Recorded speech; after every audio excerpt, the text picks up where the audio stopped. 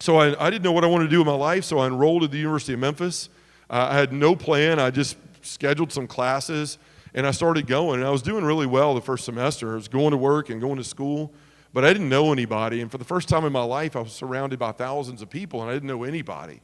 I was so lonely, and I would try to make friends, and I wasn't very successful with it.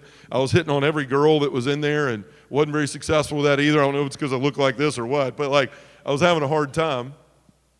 And so I started to pray to the Lord, I need some friends in my life. I need relationships. At my church where I'd grown up, it was on the high end. All the population of the church was either young or elderly.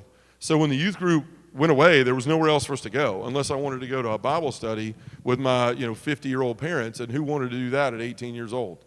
So there was nothing for me. So all I was doing was just going to the sermon on Sunday, and that was the extent of my faith. So I started to walk away from what kept me grounded there.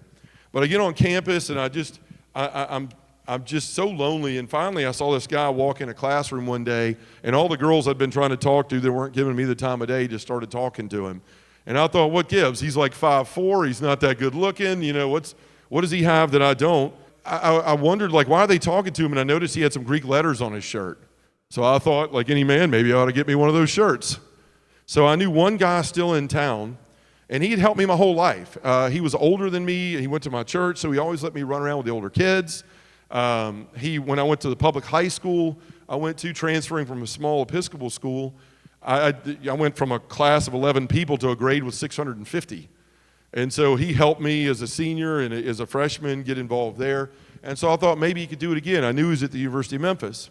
So I called him one day. His name was Christian, and I said, Christian, man, I'm lonely. I don't have any friends in my life anymore. I need something to do besides work and school and work and school. Well, it turns out he was the rush chairman for a fraternity.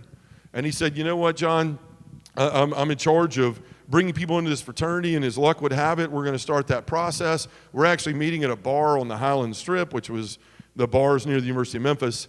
And he said, if you come up here tonight and we like you and you like us, then maybe you could find some community. I've really enjoyed it.